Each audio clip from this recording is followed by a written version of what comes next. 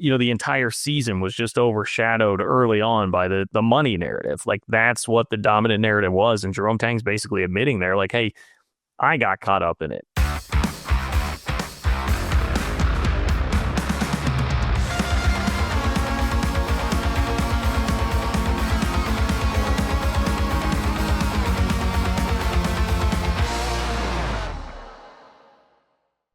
Hello and welcome into another edition of Three Ma. I'm John Kurtz, joined by Derek Young.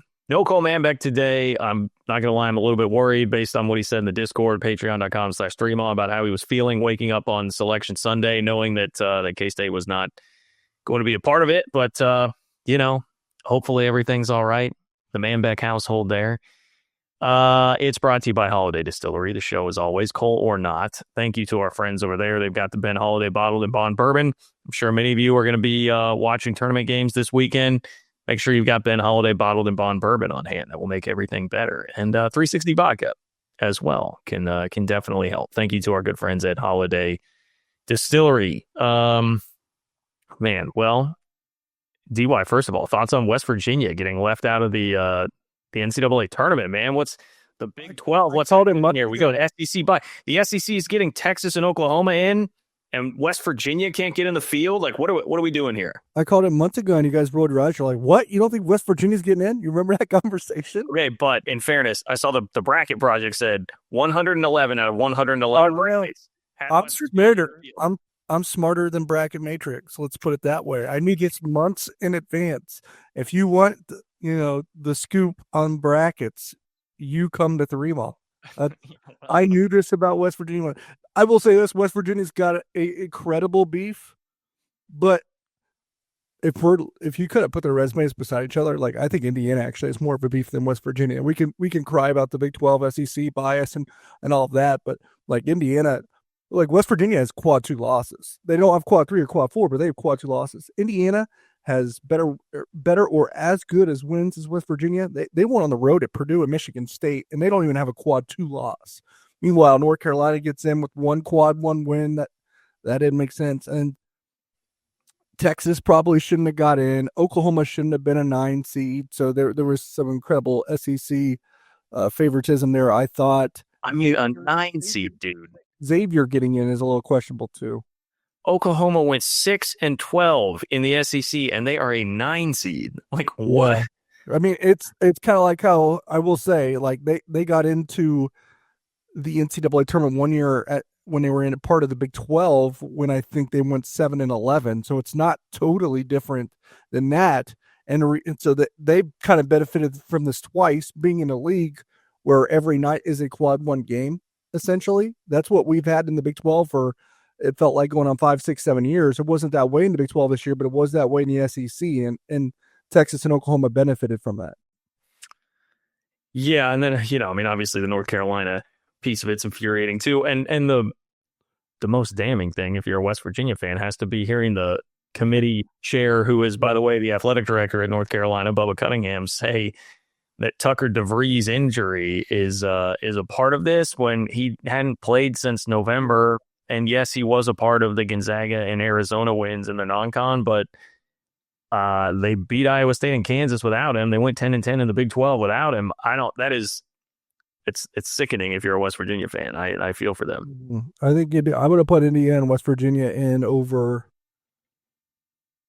North Carolina and Xavier, maybe. I might have Texas in. I mean, to me, the SEC basketball was like the Big 12 in the past few years. I mean, but 14, they need all but 2 teams in that league in the field, DY. I mean, it's 12 teams better than, I think Texas is better than Xavier and North Carolina. North Carolina played only won 1 game against a quad 1 team. Yeah. So 1 NCAA tournament team they beat. That's it. Texas beat 7 or 8. Okay. Yeah. I mean, look, I'm not, if you're breaking it down to Texas versus North Carolina, like, I understand. I just feel like on principle, I don't care how good the conference is. If you finish like 14th in your conference, I'm not real keen on you getting into the. It's like when the Big 12 got 8 and when they had 10 in their league. Well, now I'm going to go Brad Brownell on you and say, hey, if the SEC just has a good non-con and then all the metrics think that they're all good, then everybody just assumes every win in the SEC is great. That's what it is, right? We loved it when it was the Big 12. Now shoes on the other foot. Got to get better. I was always a big Brad Brownell supporter, DY. I don't know where you're getting this. Listen, the guy seems like a very smart man. Yeah, he could be the next coach at Indiana. Well, think about, by the way, what's happening to West Virginia right now. They get this gut punch of missing the tournament, and now it just expedites the process of Darian DeVries to Iowa potentially here. Like, really just got to worry about that right away. So yeah, DeVries is certainly, I think, a top candidate there. It seems like the only foot dragging going on there is that all of a sudden, it's a little stunning to me that we're talking about a Big Ten school like tight in the checkbook for some reason, but I was not necessarily eager to pay that buyout of almost $5 million. That's chump change, man. You would think. Yeah. All right. Well, tournament talk's exciting. Wish we could do a little bit more of that, but we'll get to some of that. You can see DY's shirt. That's coming later on in the show. You guys know the drill with that. We got a big article. Shout out to Kellis Robinette from the Kansas City Star. He did a good job here compiling some quotes from Jerome Tang that I think he got just like away from the podium at the Big 12 tournament, combined with some quotes from Gene Taylor about the new plan forward for K-State men's basketball. So I figured, reading some of this would be a good tone setter for talking about the offseason and where K-State goes from here. And DY, I know you and I talked about this beforehand. You felt like, as someone who's been here at all these press conferences, that like there wasn't a ton that was different from Jerome Tang necessarily, other than really seeing some signs of humility, which is good for me if you've been listening to the show lately, and admitting, and this is where the article starts, that the Virgin Islands tournament was really when he realized things were very, very wrong. And it's funny to go back and think about that, because I can remember, I think I'd already kind of decided by the time they were in the Virgin Islands that things were very, very wrong, but that was certainly another place where it was just like, dude, this feels like this is going to be a disaster. Like, this does not seem good. So Kellis said, now these are Kellis's words, okay, when he's talking about having to watch Liberty play McNeese State in the championship game. But Kellis says it was embarrassing, so much so that Tang did some soul searching. And Tang said, quote, I was just really frustrated because I wasn't coaching these guys the way they need to be coached. I wasn't loving them. I was treating them like employees. That wasn't working. That's not what my calling is. So I had to be transparent about that and own up to it and change. Now, the problem here, DY, is like you can say it still took forever to get to the point where they got on that 6-game winning streak. So I don't know if something changed. It sure took a while to set in. Yeah. I would say I kind of posted it, and I even talked to Kellis about it. A lot of that, what's in that article in terms of information, has been stuff that Jerome Tang has said periodically throughout probably the last 2 months. Kellis did a great job of connecting the dots, obviously. I thought the new pieces of information were Jerome Tang basically admitting that he realized something was very wrong while they were in the Virgin Islands. I thought the part where he said that he hadn't gotten this detailed about it, but he mentioned how he was coaching them and how he had to change that. So obviously that was where he was basically approaching them like employees. Now, he never actually said that, so that was a bit of a revelation as well. And I think there might have been another thing or two in there. And obviously he got comments from athletics director Gene Taylor that you'll get into eventually too, that I thought was interesting to say the least. But it's more about, what that theme has been when he's spoken after losses, needing, what was that one press conference? We discussed it on here where he said, I want more guys like David Gasson, basically program guys that have been around 3 or 4 years, and likened it to the Houston model. And to be honest, I think that's the way to go. It really is. Going basically trying for 10 or 11 mercenaries a year, I think you lose sight of the bigger picture there a little bit, because roster continuity, I think, is a valuable thing.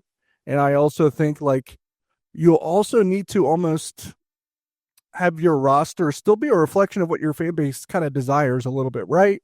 Like, he even mentioned that as well, I think, and that Kansas State, their fans want to know the players. Like, when you are just cycling out guys, 11 guys at a time. There is no connection between fan base and player. And to me, part of college athletics, and I think Kansas State is basically a pretty big fabric of that, is that you have this, a sense of school pride, right? Like where, like the guys care about the school cares about the guys, and they're fond of each other. I think you lose that when you basically go the mercenary route. Take for instance Arthur Kaluma. Like 10 years from now, when he's no longer in college and he turns on a college basketball NCAA tournament, like who's he going to cheer for? Kansas State, Creighton, or Texas?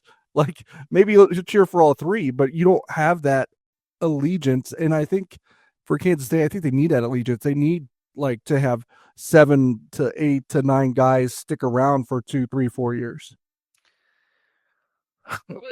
I don't, just getting 7 or 8 guys to stick around for 4 years seems like a big ask, but if they could get close there, I mean, I think, a happy medium between what happened here and what Jerome Tang ultimately desires with like a Houston would be great. They just kind of, I mean, this year. The problem is going to stick with one plan, right? You can't bounce around because now you're in your fourth. Is this the fourth off season? And you basically feel like you kind of got to start over with this new plan again. Well, I was going to respond to your point about the fans. I mean, they lost the plot on the season very early, and it started with not just the narrative that they were spending all this money and, hey, give us the money and we'll win a national championship sort of thing that we heard like on this podcast. But it was also just like when the Coleman Hawkins number leaked out there, then it just, the entire season was just overshadowed early on by the money narrative. Like that's what the dominant narrative was. And Jerome Tang's basically admitting there, like, hey, I got caught up in it. Here's another quote where he says, the fact that our players are getting paid should not impact the way that I present things to them and love them and care for them.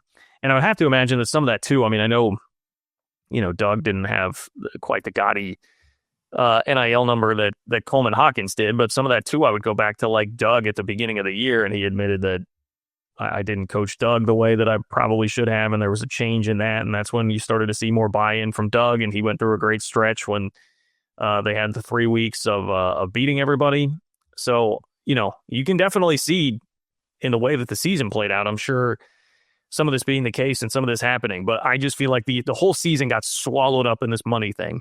And we all kind of did. Like, I will admit, I mean, I was enjoying the fact that, it feels like, especially from your rivals, K-State has always been viewed as like, oh, little podunk K-State, a bunch of farmers with no money. And it's like all of a sudden now I was definitely embracing like, okay, well, looks like there's some money around for the old Cats. So that was kind of fun to embrace, but I don't think ultimately any of that was very good for the actual success of the season. No, you got to be careful. Like it can, if you let NIL engulf your program to the point where you got probably too much of it being out there or a part of the conversation, or letting it dictate what you do as a program, then you're going, and it's easy to fall into that trap. Then it's going to happen the way it did. That's why I keep throwing up alarm bells. Not that they have to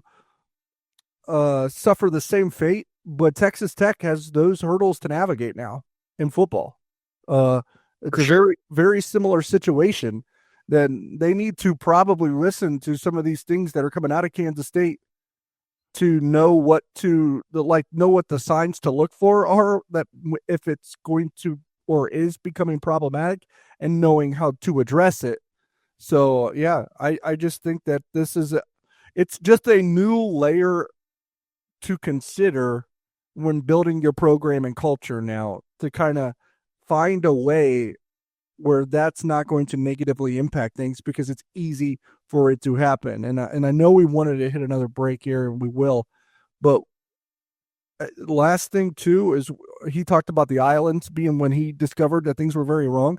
I think that's when I became suspicious that things could be very wrong, but it was right after the islands that I knew things were very wrong. Not when they scored 120 on Arkansas Pine Bluff or whatever, but that 3-game stretch where, aside from that one comeback in Kansas City to put lipstick on a pig there and make that much closer than what it ultimately was, they got the doors blown off of them by St. John's Drake and Wichita State. Now they came back against Drake, and then I think Bennett Sturts crushed their hearts with a buzzer beater. So it's funny I have that shirt on. But that 3-game stretch is when I knew something was ultimately wrong. I might have got more suspicious at the Islands, but clearly the head coach had his finger on the pulse and knew something very much earlier than that.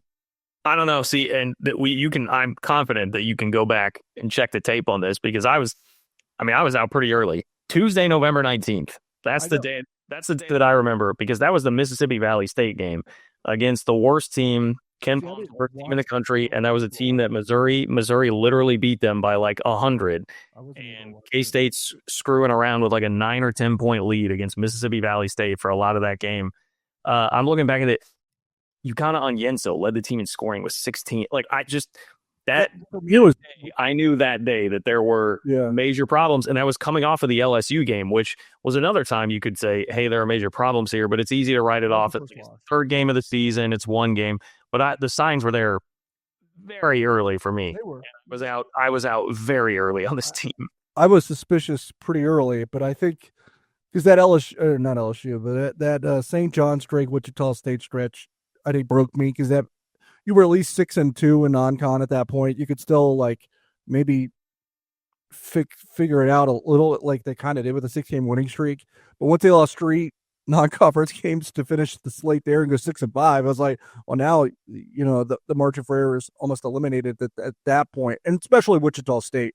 I mean, you got blown out by 20 by your in-state team there was that one at Coke Arena. And I think, the funny thing is, like we talked about funny lines, you talked about Ugana and Yento leading the way against Mississippi Valley State. Buddy Rich led the way against Wichita State.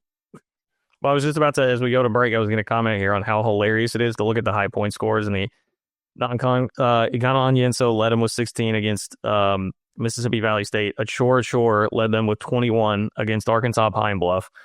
Brennan Hassan popped for the 27-point game at St. John's, and then you got Buddy Rich with 20 at Wichita State. I mean, just that non-conference schedule, I just burn it. Never talk about it again. Get that out of my life. I never want to see anything about it again. But we can see some home field apparel, which DY is wearing right now, supporting Drake and lifelong K-State fan Bennett Sturts. So that's good stuff. DY. That's they're playing Mizzou, right? That's Mizzou. You guys should be pretty worried about that, man. That's a tough matchup. That's an unfortunate draw for the Tigers. Very unfortunate draw. They get to play in Wichita, so that'll be nice. But man, real. And Mizzou kind of slumping right now too. They haven't been playing as well, so watch out for that one. Get some Drake home field apparel. Go out to Wichita, watch the games. Homefieldapparel.com is where you can find it. You can also find plenty of K-State gear, 50+ K-State designs there that look awesome. Make sure you've got that for Bramlage Coliseum next year, for Bill Snyder Family Stadium, for Ireland. Wherever it is that you're going to go, be stocked up with home field apparel. We'll even give you 15% off your first order using promo code 3MOD24. That's promo code 3MOD24 for 15% off your first order, and we're back in just a moment. Looking for tickets for your next event? Tickets for Less is your #1 source. Save big on every purchase when you use promo code KCSN at ticketsforless.com. Success in real estate takes more than vision. It takes the right financial partner.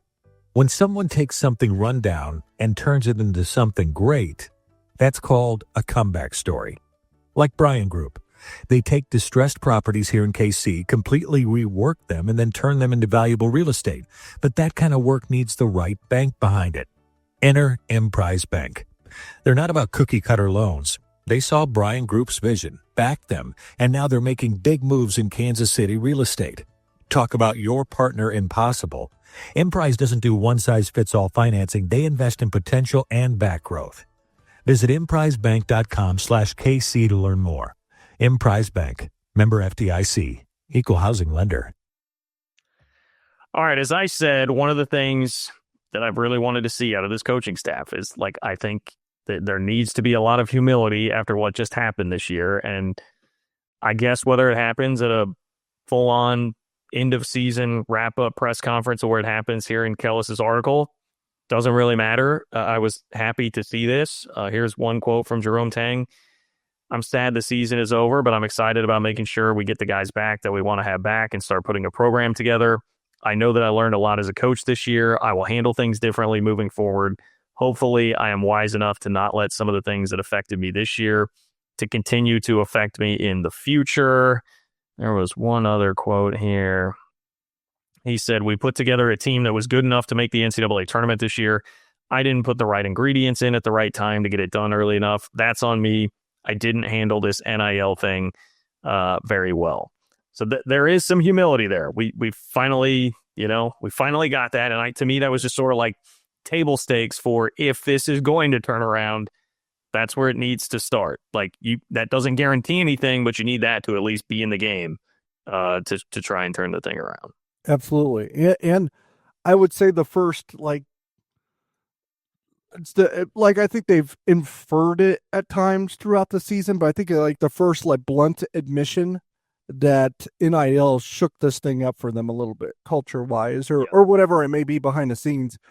It sounds like it's them now that the season is over, Jerome, whoever, saying NIL helped bring these guys here, but then once they got here, it complicated things.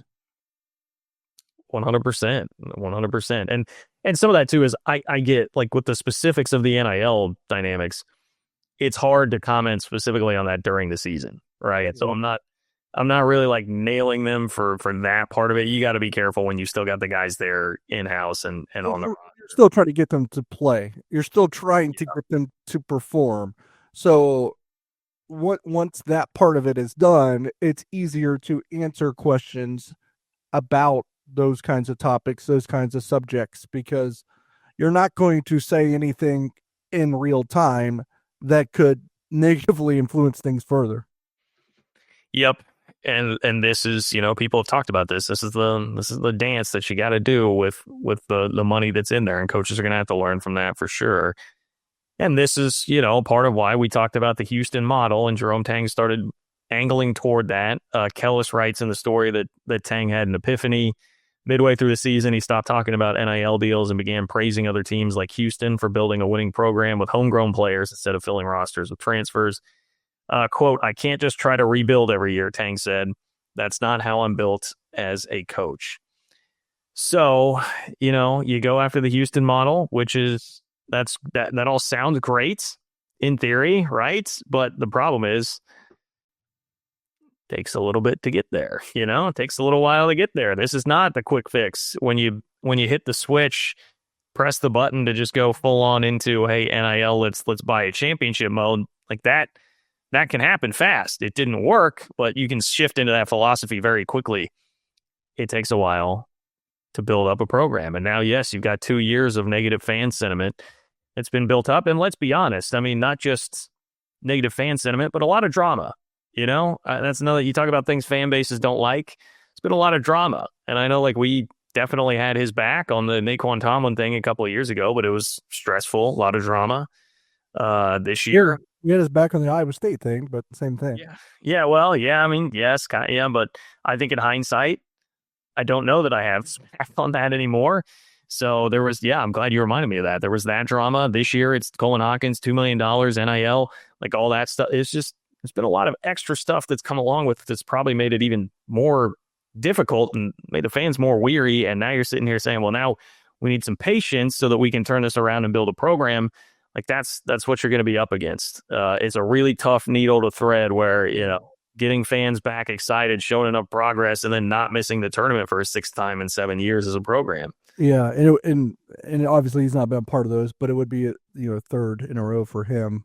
That's my thing is in theory, I love this idea, but I just wish they would have never abandoned it. Right. I understand they just well, it's this 1 or 2 year window gap, and I probably would have done it too, where they just shot for the moon in NIL because they knew that there was this window that they could. They talked about that when I think we spoke to them at the NIL golf outing at Colbert Hills. He said, there's 1 or 2 years where we can even the playing field if we just, have this amount of money. And they did that, but it led to other problems. So in hindsight, and again, I probably would have done the same thing.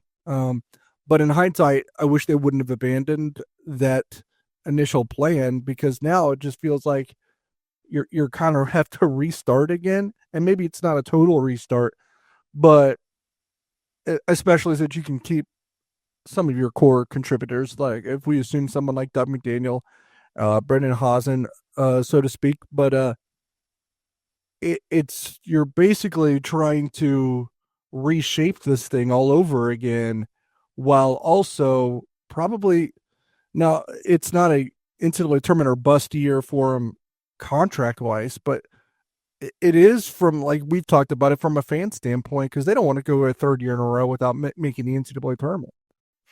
I mean, I guess the good news is, like, we've seen Missouri turn it completely around from one year to the next. They rebuilt it all over again, though. But like, I mean, we see, like West Virginia was kind of a mess and they got screwed out of the NCAA tournament, but they built basically a tournament caliber team in 1 year, year over year. So you got to have a lot of hits. So they're going to probably get 4 or 5 swings at the apple, maybe a little bit more, and you got to hit like at least doubles and triples on 3 or 4 of them. Yeah, not disagreeing, but I do think it's possible, at least, I guess, is the point of saying that. And he seems to have full throat support from Gene Taylor, according to the quotes here. Gene says, I think he has a great plan. He's looked around the country and seen the teams that have sustained success. He sees the culture they built. Instead of filling in gaps with 9 or 10 transfers, they're bringing in 3 or 4 new guys each year. It may take a little. Now, here's what fans won't like. This is a direct quote from Gene Taylor. It may take a little longer to win that way, but it has certainly worked for a team like Houston. I think you realize the other way isn't the best route to go. So I know, look, guys, I know you hate that as soon as you read it. I know you hate that, and as soon as you hear me say that, but it is the unfortunate reality. It is. But that's why they got to do it this way and still try to win enough. Like, we'll see. Like, that's the problem. Like, pivoting back to this is the right move, but it's also, like, it is, again, trying to restart this thing. Yeah. You can hear me, like, even do a double take there. It's like, so I guess, to people who ask about the hot seat stuff for next year, I would submit this quote to you at least as some evidence that, like, that combined with the buyout, man, if you're going to be publicly saying this, as Gene Taylor publicly saying, like, hey, I like this plan, I respect this plan, and it may take a little longer to win that way, and you're going to publicly say that right now, it would not be a great look to then go fire the guy the next year. So I think he's probably going to get a couple of years to try and do this, whether people like it or not. I do think it. Obviously, this is a dumb moment, but like, he's really got to try to make the tournament though while doing this. Yeah. Taylor said he remains, quote, very confident in Tang. Quote, the guy can coach. Coaching is not the problem. It's just finding the right mix of players and coaching to have success. I know he can do that. Yeah, I mean, I think he needs. I think coaching there that he kind of added that to it. But I would also just add, I think he needs to evolve as a coach, and I think some of that is about his staff, and that's another thing that we've talked about. We'll see where that's going to go. All right, there's a little bit more here that we want to get to, including, like, where does K-State go? What do they need? And what are they going to have resource-wise? Gene Taylor gave a pretty good update there on how much the NIL will or won't drop off for them next year. So that's coming up next. Thanks for listening to KC Sports Network. Make sure you download our new app. Find it on the App Store or Google Play. Just search KC Sports Network. All right, so as far as what K-State specifically needs, we'll get to that in just a moment. First, though, DY, to set the baseline for that, like, what resources will they have to go out there and get these players?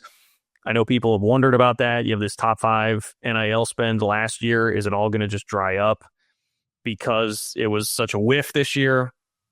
The answer is not really. Part of it is because of how things are going to break down with revenue sharing. So you've got like a $20.5 million revenue sharing cap for this upcoming year, assuming that everything, like, legally falls into place, which it hasn't totally yet. All that stuff is still kind of a mess, but the plan is you're going to have $20.5 million to rev share with football, men's basketball, all the other sports.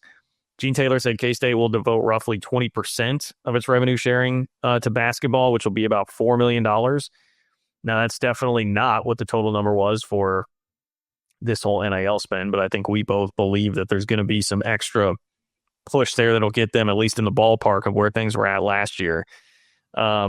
So I say all that to say, DY, I mean, I don't think resources are really going to be a problem. Like Jerome Tang should have plenty to go out and do what he wants to do and put together the type of roster that he wants to put together. Like that should not be a limiting factor anyway. Yeah, there was a recent article, and I hope I got this right. I think it came from On3's Joe Tipton through sources that basically, or it might have been Jamie Shaw, one of them. I think it was On3. If it's not, then I'm probably giving him the wrong credit. But they kind of asked some people in the space, like, what would it take for this upcoming next basketball season, so 25-26, how much would a top 25 roster cost? What do they think? And the answer was probably at least $6 million. So, and that's not to say that any of these programs are actually going to get $6 million in revenue share, but they're going to get $4 million. And whether it through actual genuine NIL endorsement deals or what has become known as front loading, because the collectives can just load these guys up before the settlement goes into effect, like that, they'll at least $6 million is probably what it's going to roughly take to field a top 25 roster in college basketball next year. That is the expectation in the industry. What I would say is I think Kansas State's going to have at least that and probably more. So again, as John just alluded to when he passed it on to me, and I can confirm, like, resource financially is not where the limitation is going to be. Yeah, there are a lot of questions with that. If everybody gets back to being fairly level because, athletic departments are going to revenue share about the same amount for men's basketball, and then money's about the same, then it falls back on, like, can you just be a good, solid recruiter, which, I wouldn't think Jerome Tang would have too much of an issue with that, but we'll see. He certainly doesn't have a couple of great seasons to recruit off of. There are a lot of questions there. You brought up too, when does the settlement fully go through? And then at that point, there's a clearinghouse and all these, the extra stuff above the rev share money would have to be legitimate NIL deals. So you can't really just rely on, like, and that's going to be challenged. It's like dipping into the pockets of the same, yeah, I don't know. There's a lot going on in college athletics, which is a whole part of this. But regardless of all that, let's set the table here with our friends from alencohome.com, ALENCO home.com, for all of your home improvement needs. Ultimately, what is going to decide the fate of next season and where they go is, like, who actually comes in. What players are they going to grab? So, DY, what to you are your top portal needs for this team heading into the offseason? Yeah, some of that is going to be dictated on who returns. And we've talked about, like, guys like Dub McDaniel and Brandon Haasen being likely. But I think you'll probably get to at least 5 to come back, and maybe 6, maybe 7. We'll see how some of the guys in the in-between stage, how those conversations take place over the next week, because the transfer portal does open a week from today, March 24th. So that's when things get ultimately pretty interesting at that point. So, but if you say Kansas State's going to have 5 to 7 guys come back, maybe, or about that number, and then you add in the 2 high schoolers, then you're like, well, you got 7 to 9 players. So, and G. Taylor has confirmed too the 13 scholarships where they'll stay at. They're not going to stretch themselves to 15, which I'm actually okay with. Some people are like, why wouldn't you take complete advantage? It's like, it's tough to keep 13 guys happy, let alone 15. So I don't think that's really limiting yourself at all. Maybe you have more walk-ons or whatever. We'll see what happens. But we'll kind of work off the 13 number still and say that they're going to have about 7 or 8 guys on the roster already. Then you're talking about maybe having about 5 spots to fill, maybe 6, or probably we'll say 5. And I think you're going to say, and I think Jerome Tang in that article with Kellis mentioned not only the transfer portal, but the international pool of prospects. And they've already been connected to a few of those highly regarded guys that are considering coming overseas for college basketball rather than continuing to play professionally in Europe. So, and he even mentioned junior college. So we'll see if they get into that. It would have to be someone I think that would have to blow them away, because I think with most of these guys that they do add to supplement the 7 or 8 guys, I think they have to be guys that can play right away, or most of them have to be guys that can play right away, because you're talking about having to replace Coleman Hawkins and David Gasson, at least in the front court. So you need 2 guys in the front court ready to rock right now. Front court's that's where it starts, right? I mean, And that's it. Hey, if they want to get creative with it and look internationally into the JUCO ranks, like I don't know, I fully support that. Turn over some rocks. I mean, they found Naquan Tomlin. Like Naquan Tomlin was a pretty good find at it. Yeah. You know, one was really recruiting junior colleges hard a couple of years ago when they got him, and so The two programs that benefited from the international pool just this past year was Illinois with that Jakunis guy, Kasparis Jakunis. I'm murdering his last name, unfortunately, and I think someone else. And then BYU went and got Igor Demin from the Barcelona team out there, which I think Kansas State's pursuing someone from that team, and Matthew Kurtz. yeah, I mean, Igor Demon's he's going to be an NBA player. That was a nice poll. Would definitely take one of those. Would take for sure. But yeah, I mean, I think the point is you gotta get back to kind of grinding here, because you're not. This year, I'm sure, has been a big reputational hit. It can no longer be, you know, when we talk about shifting strategies, it's not just the going from NIL mercenaries to building a program, but Tang's strategy, even when recruiting high school kids, like with Pat and Ngangba, was pick out a really high level kid. Well, and beyond that, you know, AJ DeBonsta, you know, we're going to pick out a really high level guy. We're going to throw like all our eggs in that basket and, you know, use a ton of resources and just go after the high level guys. And I don't think that can really be your strategy now, because you reputationally, you've just taken so much of a hit with what's happened the last 2 years. So you probably do have to go back to, you know, it's going to be scouting. It's going to be getting down and dirty and getting creative and having to be a little bit more like it was in year one when you got to win enough, but I don't fault them for the Gongba chase. No, the other ones were, it seemed pretty far fetched, whether it be DeBonsa, Darren Peterson, like those to me were, I don't know if foolish is the right word, but a little far fetched. I think maybe pie in the sky, but Patrick Gongba, I think one was a lot more realistic, and those are the ones you want to chase, kind of like where Kansas State did with Lincoln Care on the football side, or an Avery Johnson. Like if there is one where you have a connection to that you can really leverage and put yourself in the game and have a legitimate chance to win, I think you do go for that. And I think Gongba was that. Now you got to win enough, obviously, but Chris Kleiman wasn't winning those, year one or even year two either. Right. Yeah, it took a couple years. I mean, it took a couple years of success in building a reputation. So I guess it's kind of the state of the program right now here at the beginning of the offseason. I mean, these are, like I said, to me, encouraging-ish quotes, even though it's not, there's nothing anybody can say that's like what everybody wants to hear, which is, hey, we've got a total shift in philosophy and it's going to be a quick path to allow us to win next year, right? Like that was not going to come out there. Those are some tough things to admit. I think it would be great to do like an end of the season press conference and say some of these things in a little bit more public of a way, but also, hey, guys are taking time off or getting back to grinding and working, like combination of the two. Like I get it. It's probably a battery recharge right now. I'm sitting here on March 17th when you're not in the NCAA tournament as well, with it being spring break at Kansas State. So and wanting to have those batteries charged up enough to where you basically go portal hunting starting on March 24th, so a week from now. So, like, unfortunately, like, a press conferences really isn't a great, I guess, if you want to do it in this week, but with spring break, I don't even think those are even always permitted. And I think the dead periods and stuff like that, but we'll see. Because then, they have, not that I'm saying they're making an excuse, they have the excuse of they're recruiting once March 24th hits. So, and then you got to be with your team, stuff like that. That's off. I will say this. That's often why, like Jerome Tang, he's not really an off-season press conference guy. You don't get him very much in the off-season compared to other coaches.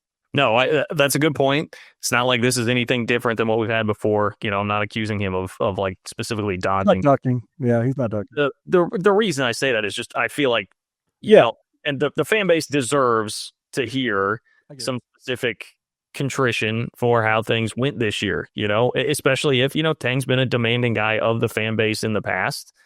And so I think it's reasonable in some ways for the fans to say, hey, we deserve to hear that from you, and not just coming out in an exclusive story with the Kansas City Star, which again, great job by Kellis for getting that.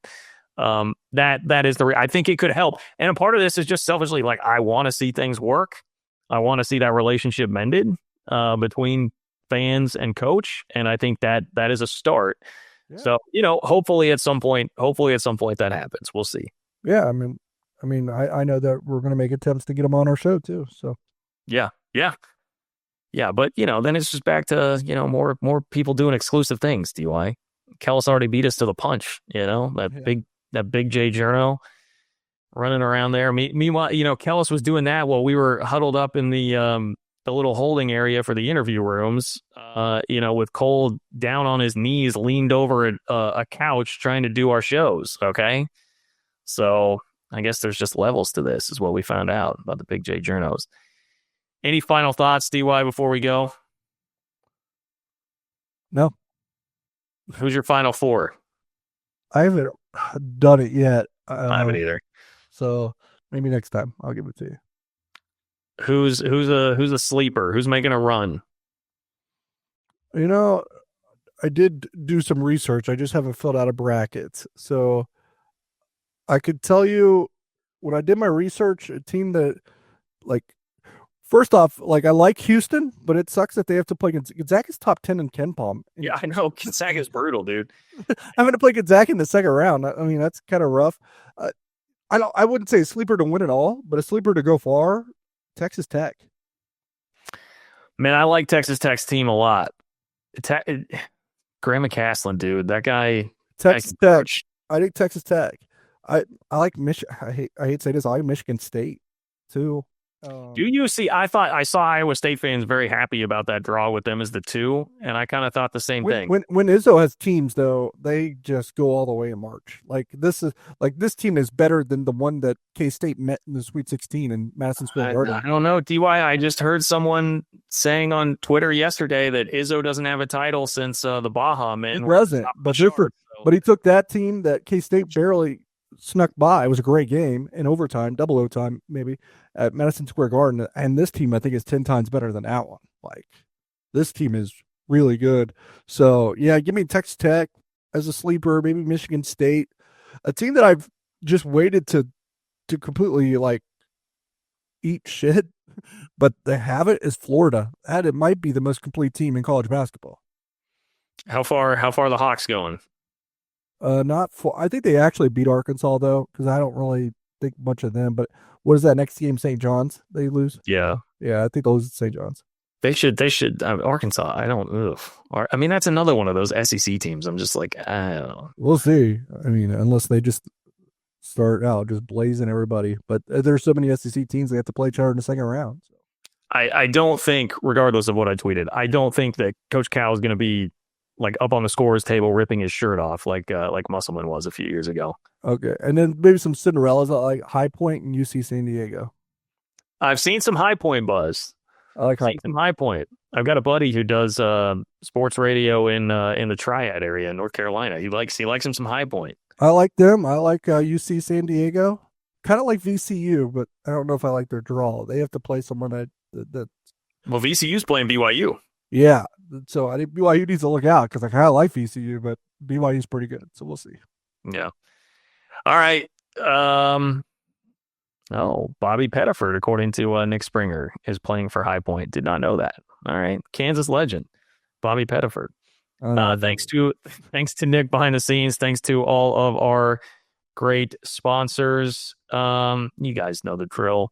Hopefully Cole will be back very soon. We can get some of his thoughts on this article and what's going on with the offseason. If you want more, go to patreon.com/3ma to sign up. You can not only get some bonus episodes, some bonus audio, but the most important thing, access to our Discord to communicate with us on the reg, get some inside scoops. Lots of great stuff going on there. Patreon.com/3ma. Take care, everybody. We'll talk to you very soon here on 3ma.